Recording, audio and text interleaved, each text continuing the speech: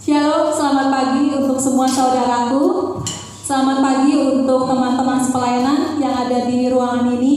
Selamat pagi juga untuk setiap saudara yang mengikuti ibadah ini yang ada di rumah masing-masing. Harapan kita semua dalam keadaan baik-baik. Bersyukur bahwa Tuhan tetap menyertai kita. Dan bersyukur karena Tuhan masih memberikan kita kesempatan untuk beribadah di hari kudus Tuhan. Kita akan mulai ibadah kita pada pagi hari ini. Mari untuk semua saudaraku kita ambil saat teduh sejenak. Mari kita merendahkan diri di hadapan Tuhan. Mari kita tundukkan kepala kita, minta pertolongan Tuhan. Biarlah selama ibadah kurang lebih 1 jam ke depan, kita bisa memberikan yang terbaik bagi nama Tuhan. Dan nama Tuhan dimuliakan melalui ibadah ini.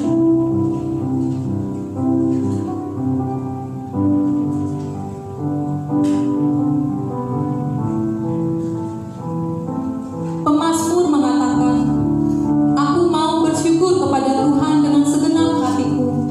Aku mau menceritakan segala perbuatanmu yang ajaib. Aku mau bersukacita dan bersukaria karena Engkau, bermazmur bagi namamu yang maha tinggi. Hidupku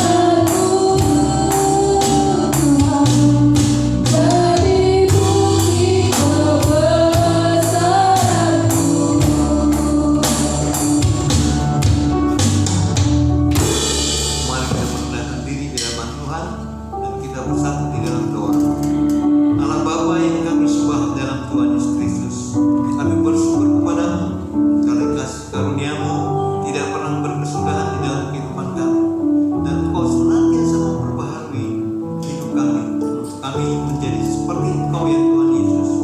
Kami berdoa untuk saudara-saudara kami yang beribadah di rumah masing-masing. Kiranya kasih karunia Tuhan juga melingkupi mereka, sehingga mereka menikmati berkat yang sama ketika kami sama-sama mendengar kebenaran firman. Terima kasih Tuhan, inilah kami bersabdalah karena kami siap mendengarkannya. Di dalam berkat nama-Mu kami mengucap syukur dan berdoa. Haleluya.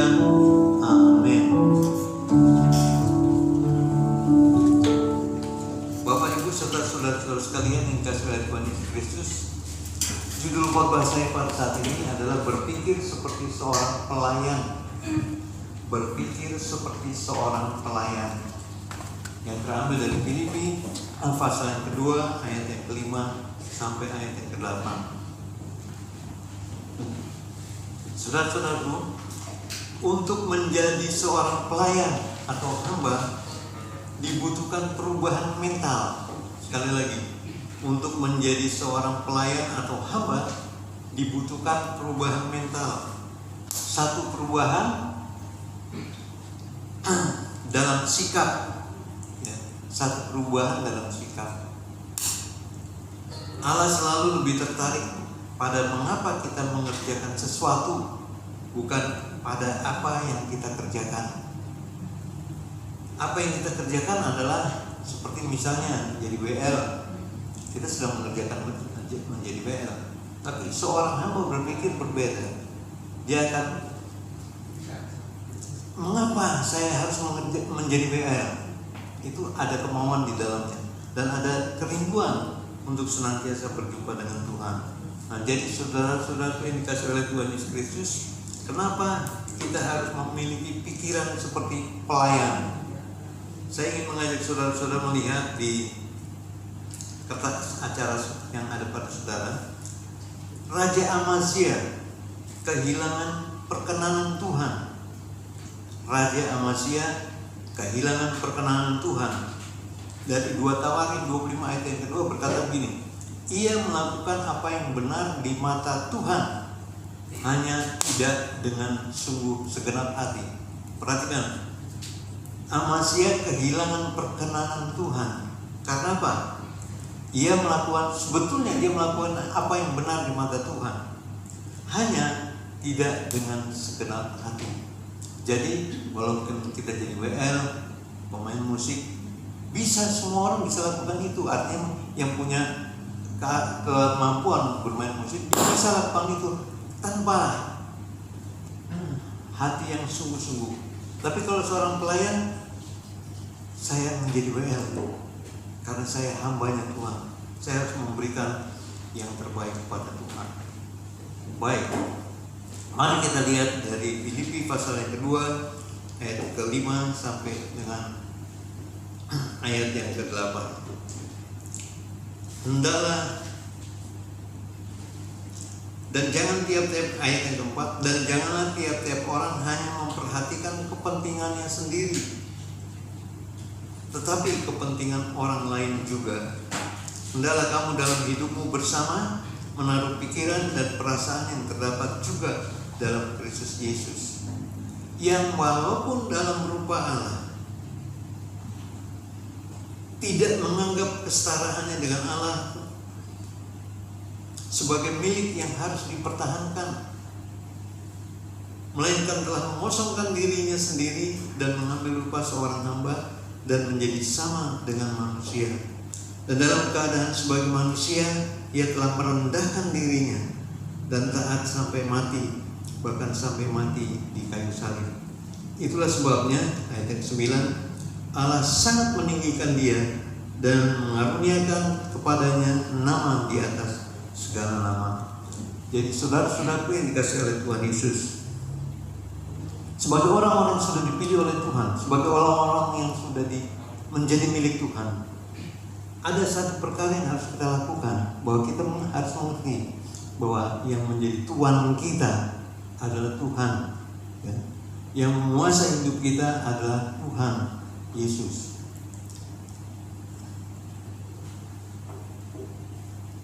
Itu sebabnya kita harus belajar tentang 5 sikap cara berpikir seperti hamba atau pelayan. Yang pertama, para pelayan tidak memikirkan diri sendiri, tapi orang lain juga.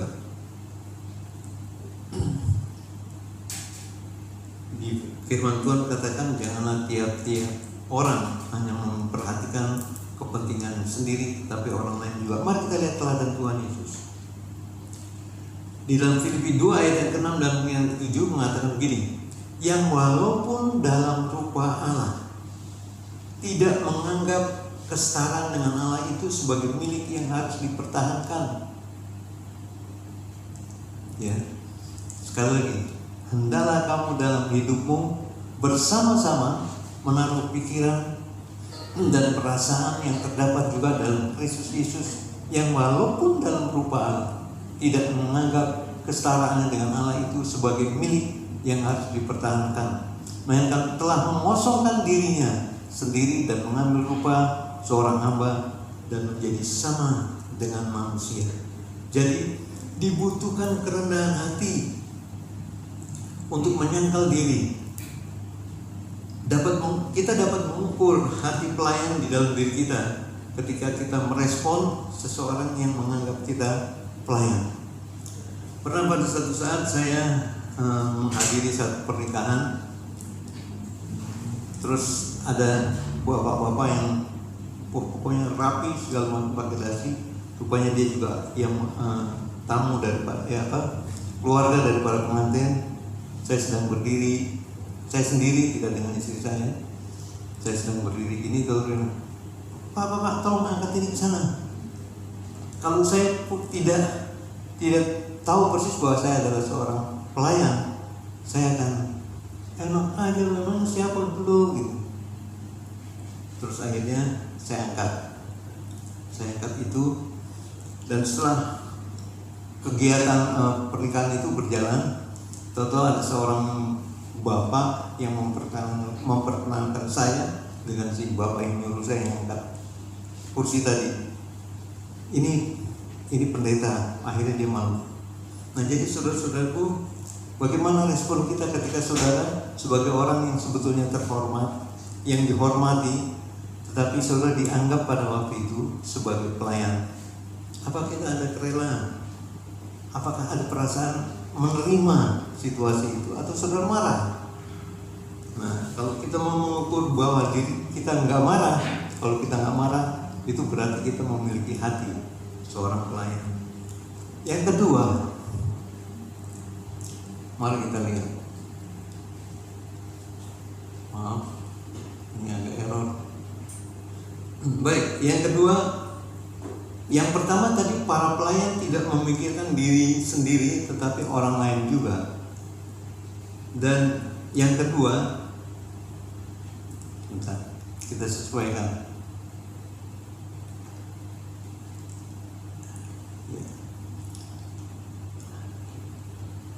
Yang kedua, para pelayan berpikir seperti penata layan, bukan pemilik.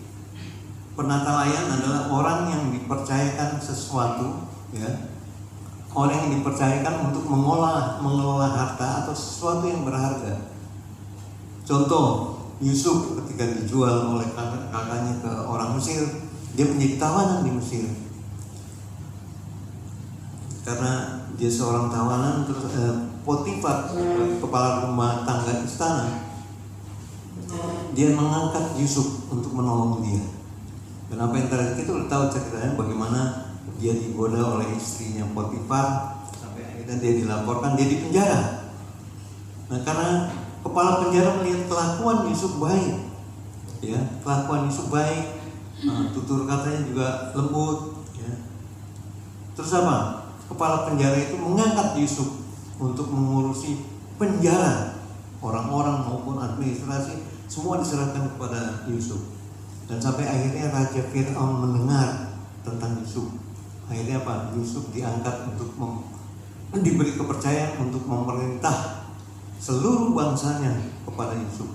Bayangkan, dia orang Yahudi, dia budak, dia tawanan, tetapi Tuhan memuliakan dia karena apa? Dia menyadari bahwa saya adalah pelayannya Allah. Perhatikan pada waktu dia digoda oleh istri Potifar, nggak ada orang yang tahu. Tapi yang dikatakan Yesus, Bapa, saya tidak akan melakukan itu, walaupun tidak ada orang yang tahu, tetapi Tuhan yang saya sembah, Dia tahu tentang apa yang terjadi. Nah, jadi saudara-saudaraku, seorang pelayan, untuk menjadi pelayan sejati, kita harus menyelesaikan masalah uang di dalam kehidupan kita. Kenapa? Dalam Lukas 16 ayat yang ke-13, seorang hamba tidak dapat mengabdi kepada dua tuan, karena jika demikian ia akan membenci yang seorang dan mengasihi yang lain, atau ia akan setia kepada yang seorang dan tidak mengindahkannya yang lain. Kamu tidak dapat mengabdi kepada Allah dan kepada Mammon. Nah, itu sebabnya, karena uang seringkali menjadi masalah di dalam kehidupan seseorang, ya. Itu sebabnya firman Tuhan katakan, akar dari segala kejahatan adalah menjadi hamba uang. Itu sebabnya seorang pelayan yang bekerja karena gaji besar, dia bukan pelayan yang sesungguhnya. Coba saudara bayangkan, saudara tuan, saudara pemilik rumah saudara, seluruh aktivitas di dalam rumah tangga itu ada di bawah pengawasan saudara. Dan saudara punya seorang pelayan, dia kerjanya cukup baik, tetapi apa yang terjadi? Ketika anaknya sakit, anaknya tuan ini sakit dan muntah di lantai itu, si pembantu disuruh bersihkan muntah itu. Nggak mau tuan, saya nggak mau membersihin itu. Kira-kira saudara akan berpikir gimana? Saya yang menggaji kamu di sini sebagai pelayan. Kalau kamu seperti itu, saya akan keluarkan kamu. Sama dalam kehidupan kita juga seperti itu. Ketika kita tidak sungguh-sungguh mengabdikan hidup kita untuk Tuhan, bahwa kita adalah pelayan, Tuhan tidak akan pernah mau memakai saudara dan saya lagi. Nah, itu sebabnya Tuhan Yesus memberi teladan. Ketika murid-muridnya sedang berkumpul bersama-sama dengan dia membuka jubahnya, dia mengambil celemek dan lap serta air, dia membasuh kaki murid-muridnya. Dan Tuhan berkata, kalau engkau menyebut aku guru dan Tuhan, kata-katamu itu benar. Jadi kalau aku yang kamu sebut guru dan Tuhan melakukan ini, membasuh kaki kamu sekalian, ya, kamu juga harus melakukan hal yang sama. Artinya Tuhan ingin menunjukkan bahwa kita adalah pelayan, bukan pemilik. Allah memakai uang, seringkali Allah memakai uang untuk menguji saudara dan saya. Perhatikan. Jadi jikalau kamu tidak setia dalam hal mamon yang tidak jujur, siapa yang akan mempercayakan kepadamu harta yang sesungguhnya? Harta yang sesungguhnya adalah kehidupan yang sudah dipulihkan oleh Tuhan. Kita harus hidup di dalamnya untuk diberkati oleh Tuhan. Tetapi kalau kita hanya berpikir uang, giliran senggol, uang, gitu ya, latahnya kayak begitu. Sudah tidur, yang terbayang adalah uang. Begitu bangun pagi, uang gua, padahal saudara mimpi dapat uang banyak, gitu. Tetapi kalau kita sungguh-sungguh mengenal Tuhan, kita akan lebih setia dan menyayangi Tuhan. Baik, yang ketiga, para pelayan berpikir tentang pekerjaan mereka sendiri, bukan apa yang dikerjakan orang lain. Jadi saudara-saudara, Roma 14 ayat yang keempat mengatakan demikian. Siapakah kamu sehingga kamu menghakimi hamba orang lain? Entahkah ia berdiri, entahkah ia jatuh, itu adalah urusan tuannya sendiri. Tetapi ia akan tetap berdiri karena Tuhan berkuasa menjaga dia untuk terus berdiri. Jadi saudara-saudaraku yang dikasih oleh Tuhan Yesus Kristus, seringkali kita menilai, wah dia pelayanan begini. Artinya kita menghakimi orang itu. Tetapi seorang pelayan Tuhan yang sesungguhnya, dia menilai dirinya sendiri. Dia tidak pernah menilai orang lain, ya, tidak akan mau menilai orang lain. Karena orang itu seperti itu, dia punya hubungan dengan Tuhan, dan Tuhan yang bertanggung jawab terhadap dia. Jadi saudara-saudaraku, tugas kita bukanlah menilai pelayan Tuhan yang lain dan tidak membela diri ketika dikritik. Biarkan Tuhan yang menanganinya. Jadi saudara-saudara, sekali lagi, hati seorang pelayan, hati seorang hamba, hati seorang budak adalah menyerahkan segenap hidup dan pelayanannya kepada Tuhan. Dan Tuhan sendiri akan mengatur apa yang harus dia lakukan dan apa yang harus dikerjakan. Kita tidak perlu memikirkan atau menghakimi, mengkritik orang lain. Tapi mari kita lihat diri kita sendiri. Baik, yang keempat, para pelayan mendasarkan identitas mereka dalam Tuhan Yesus Kristus. Yohanes 13 ayat 14 dan 15 berkata begini. Jadi jikalau aku membasuh kakimu, aku yang adalah Tuhan dan gurumu, maka kamu pun wajib saling membasuh kaki. Sebab aku telah memberikan suatu teladan kepadamu, supaya kamu juga membuat sama seperti yang telah kuperbuat kepadamu.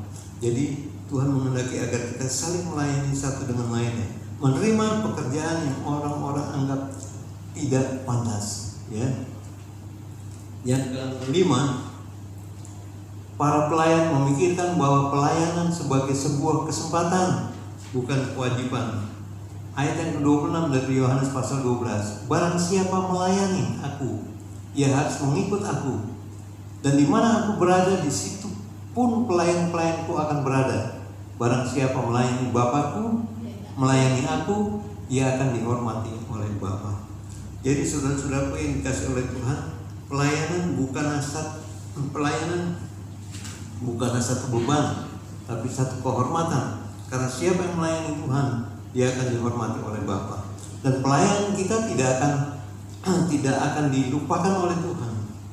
Seperti yang tertulis dalam Ibrani pasal yang ke-6 ayat yang ke-10. Allah bukannya Allah yang tidak adil. Ia tidak melupakan apa yang kalian kerjakan baginya, dan kasih yang kalian tunjukkan kepadanya sewaktu menolong saudara-saudara seiman dahulu dan sekarang. Ya. Saya ingin mengutip dari apa yang dikatakan oleh Albert Schweitzer. Dia berkata begini, orang yang benar-benar bahagia hanyalah orang-orang yang telah belajar bagaimana melayani. Dalam Matius dikatakan begini, Matius 10 ayat yang ke-42. Mari kita baca bersama-sama. 1, 2, 3. Barang siapa memberi minum, biar cuma air dingin saja kepada salah seorang dari orang-orang hina-dina ini, karena ia pengikutku, percayalah, ia pasti akan menerima upahnya. Jadi seorang pelayan tidak memikirkan tentang kehormatan. Seorang pelayan tidak memikirkan bahwa saya hebat, luar biasa. Ingat, kita pelayan. Yesus saja yang setara dengan Allah tidak menganggap kesetaraan dengan Allah itu sebagai milik yang harus dipertahankan, tapi dia mengosongkan dirinya, mengambil rupa seorang hamba dan menjadi sama dengan manusia. Jadi saudara-saudaraku, jangan pernah kita berpikir sebagai pelayan Tuhan kita harus taat dan setia kepadanya. Sekali lagi, pelayan harus melupakan apa yang menjadi haknya, tetapi betul-betul menyerahkan segenap hidup dan perasaannya kepada Tuhan, karena Tuhanlah yang menilai hati. Amin. Baik, saudara-saudaraku, selamat melayani. Kami percaya kuasa Tuhan akan terus bekerja di dalam kehidupan saudara, sampai pada akhirnya saudara dipanggil oleh Tuhan untuk bersama-sama dengan Dia dalam kekekalan. Jadi sekali lagi, untuk menjadi seorang pelayan Tuhan harus ada perubahan mental. Kita harus menyadari bahwa kita pelayan bukan majikan. Ya, kita pelayan bukan majikan. Itu sebabnya supaya kita perkenanan Tuhan tidak hilang dari kehidupan kita. Jangan pernah kita melakukan seperti yang dilakukan oleh Amazia. Dia melakukan apa yang benar, perhatikan. Dia melakukan apa yang benar di mata Tuhan, tetapi tidak dengan segenap hati. Demikian juga pada waktu kita melayani Tuhan di dalam satu ibadah, kita harus melayani dengan segenap hati. Itu yang menjadi hal yang harus kita pertahankan dan harus kita perjuangkan dalam kehidupan kita, untuk memiliki pikiran seorang pelayan. Kalau saudara berpikir seorang majikan, saudara minta dilayani. tetapi seorang pelayan siap untuk melayani. Itu ajaran yang sangat mulia yang diajarkan oleh Tuhan Yesus kepada saudara dan saya. Amin. Mari kita bersatu dalam doa. Allah Bapa, terima kasih untuk kebenaran firman-Mu yang sudah kami pelajari bersama-sama. Sekarang kami tahu Tuhan bahwa kami adalah orang-orang yang harus berpikir seperti Engkau ya Tuhan, di mana Engkau setara dengan Allah. Tapi Engkau tidak menganggap kesetaraan-Mu ya Tuhan Yesus sebagai satu yang harus dipertahankan. Itu sebabnya ketika orang-orang Yahudi, para imam meremehkan Tuhan, dan mereka berkata, kalau kamu adalah anak Allah, turunlah dari salib itu, selamatkan dirimu sendiri dan juga kami. Ya. Tapi yang dikatakan oleh Tuhan Yesus Kristus, Bapa, ampunilah mereka karena mereka tidak tahu apa yang mereka perbuat. Terima kasih Tuhan, kami ingin menjadikan hidup kami seperti Kristus dalam pertolongan Roh Kudus, karena kami tidak bisa menjadi benar dengan kekuatan dan kemampuan diri kami sendiri, tetapi itu datang dari Tuhan. Oleh sebab itu kami serahkan segenap hidup kami, baik kami yang di tempat ini maupun kami yang sedang beribadah di rumah-rumah. Tuhan, penuhi mereka dengan kuasa Roh Kudus-Mu juga, supaya mereka dapat melakukan yang terbaik dan terbenar di hadapan-Mu. Ini doa kami Tuhan, di dalam nama-Mu kami mengucap syukur dan berdoa. Haleluya. Amin. Terima kasih untuk Pak Pendeta untuk taburan firman Tuhan. Bersyukur karena pada hari ini kita diingatkan kembali, diajarkan kembali panggilan kita sebagai seorang pelayan. Kiranya Tuhan memberkati. Dan saatnya kita akan memberikan bagian yang terbaik melalui persembahan kita. Kita akan mengumpulkan persembahan kita. Silakan saudara yang di rumah juga menyiapkan persembahan untuk kita kumpulkan. Pemazmur mengatakan, kiranya bangsa-bangsa bersyukur kepadamu ya Allah. Kiranya bangsa-bangsa semuanya bersyukur kepadamu. Tanah telah memberi hasilnya. Allah, Allah kita memberkati kita. Bapa di surga, kami bersyukur untuk hari ini. Kebaikan Tuhan nyata dalam hidup kami. Hari lepas hari Tuhan pelihara dengan sempurna, sehingga pada saat ini kami berkumpul untuk memuliakan Tuhan di dalam ibadah kami, di mana jemaat-jemaat-Mu yang ada di rumah pun merasakan kebaikan Tuhan. Biarlah kami dapat membalas kasih Tuhan, kebaikan Tuhan melalui persembahan yang akan kami berikan. Biarlah hati kami penuh dengan sukacita karena Engkau sangat berkenan kepada setiap anak-anak Tuhan yang memberi dengan penuh sukacita. Dan biarlah berkat yang kami berikan melalui persembahan persepuluhan diberkati oleh Tuhan sendiri, sehingga akan menjadi berkat bagi pelayanan kami melalui Gereja Baptis Kunciran, sehingga kami dapat mengembangkan pelayanan kami. Kerajaan Tuhan boleh diluaskan, ada banyak jiwa-jiwa dimenangkan bagi Tuhan, dan kami dapat melayani Tuhan dengan hati kami. Terima kasih Tuhan, kami siap memberi, kami siap untuk menabur.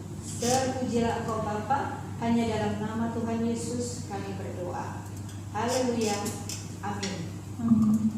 Mari kita kumpulkan persembahan kita, begitu juga dengan saudara-saudara yang ada di rumah. Sebagai informasi untuk kita semua, setelah persembahan kita kumpulkan, persembahan bisa diberikan atau ditransfer ke rekening gereja. Dan bila ada dari antara Bapak, Ibu, Saudara yang ingin menyerahkan persembahan yang sudah dikumpulkan ke gereja, akan lebih baik jika dibawa ke gereja sebelum ibadah dimulai. Dan pintu ruang bawah gereja akan dikunci, ditutup mulai jam 9:10. Jadi mungkin akan lebih baik jika Bapak Ibu Saudara datang ke gereja jam 8:30, dan diharapkan juga tidak setelah ibadah selesai, karena kami semua para pengerja setelah ibadah selesai kami akan pulang. Seperti itu. Kita akan sama-sama menaikkan doa syafaat kita. sebelumnya kita siapkan hati kita untuk sama-sama berseru kepada Tuhan. Kita akan naikkan pujian, doa mengubah segala sesuatu.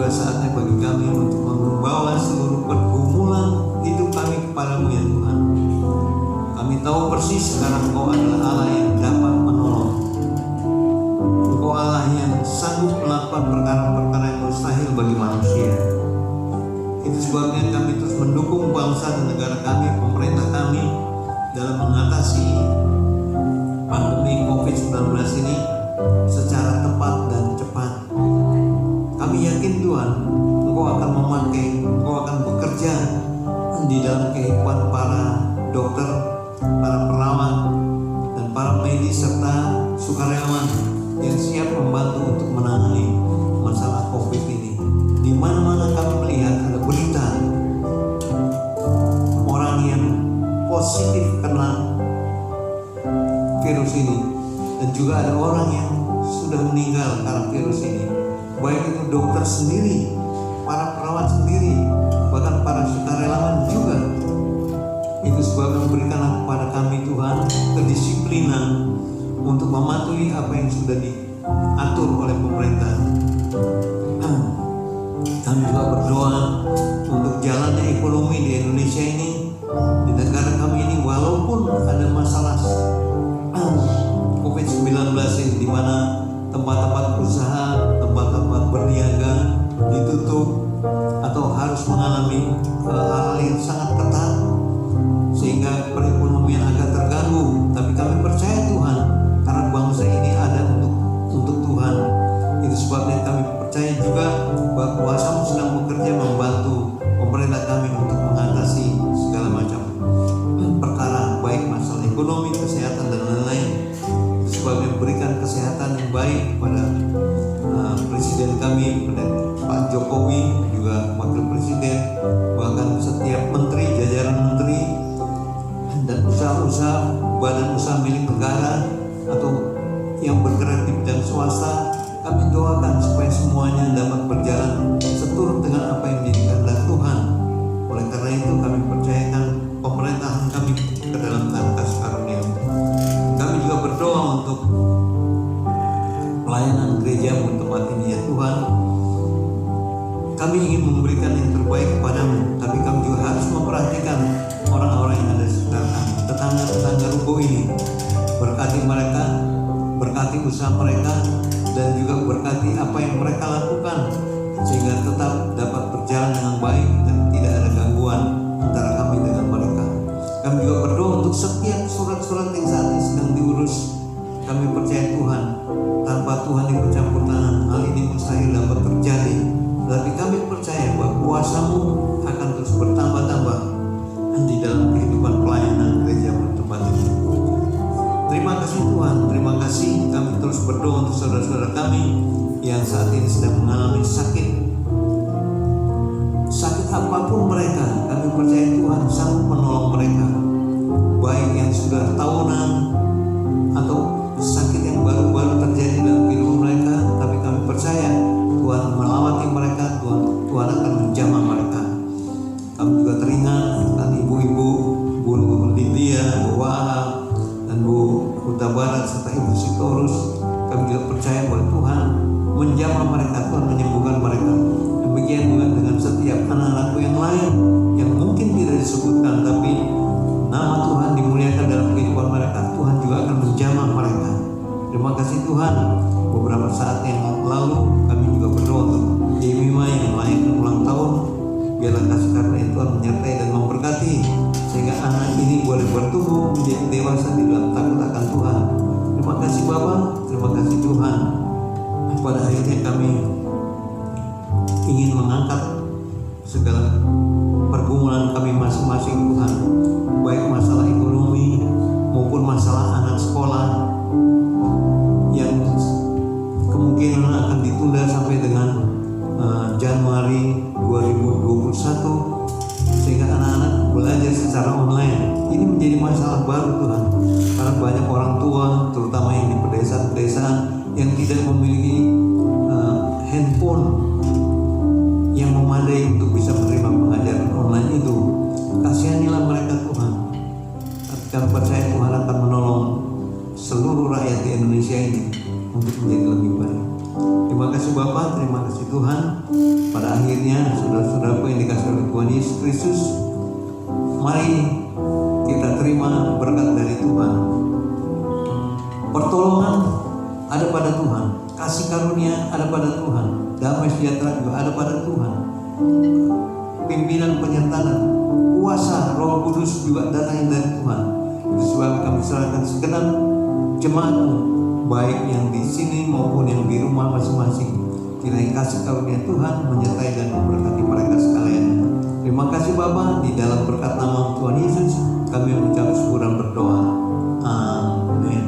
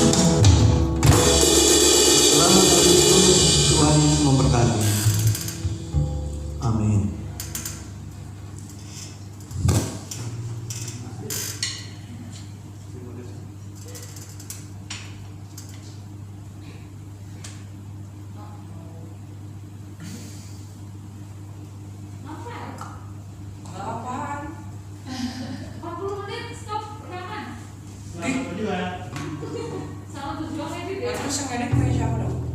Kata Cina.